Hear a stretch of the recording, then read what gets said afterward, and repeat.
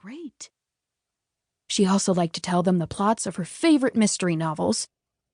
But with the belch coming on, Nurse Beverly rushed to answer Mrs. Sterling before she had time to think. Nurse Beverly had a tendency to do that. "Begging your pardon, ma'am," Nurse Beverly said, "but this baby is the son of a billionaire.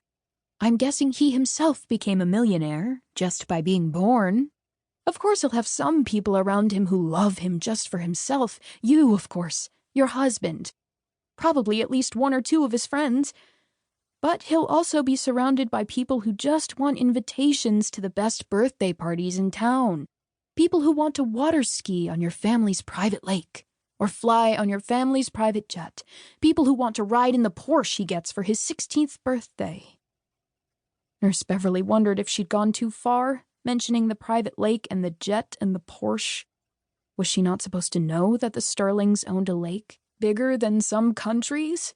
Small countries, of course, but still. Was she not supposed to know that Mrs. Sterling's husband collected custom cars and antique planes and had hundreds of them stashed in garages and hangars all over the city? Or that one of their family companies held mining rights to most of the moon, which probably made them trillionaires, not just billionaires? Those weren't facts she'd tried to learn. They were just things everybody knew. "You fear that my son will be surrounded more by greed than by love," Mrs. Sterling said, jutting her jaw defensively skyward, "and that he will never learn to tell the difference." Behind her, the sky exploded with red and yellow and green lights, and a boom shook the windows a second later. But Mrs. Sterling seemed to have forgotten the fireworks. "You're saying that my son will grow up as a spoiled brat," Mrs. Sterling continued. "You believe he will never know the difference between the beauty of his own soul and the appeal of all his money." Nurse Beverly said, flustered. She forgot that she'd been about to belch.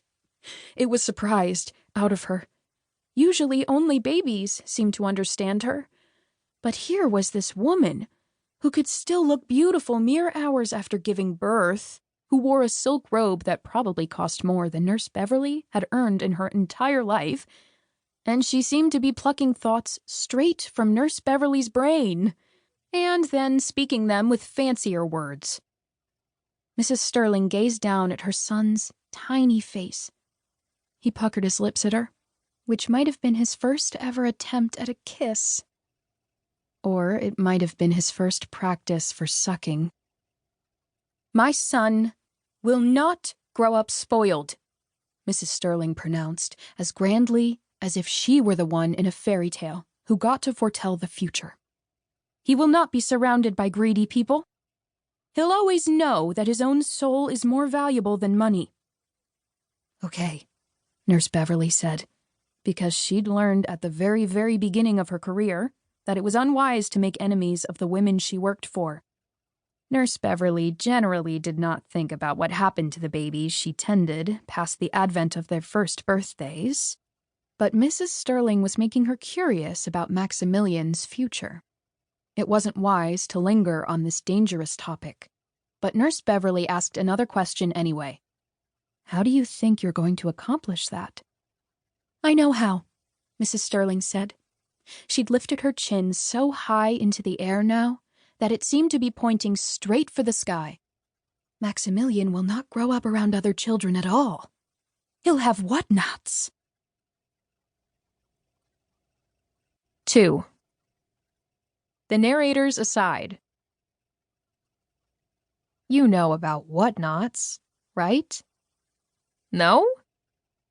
I guess they're mostly only whispered about, mostly secret.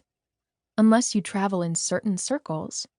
You probably think they're only rumors. But of course they're real.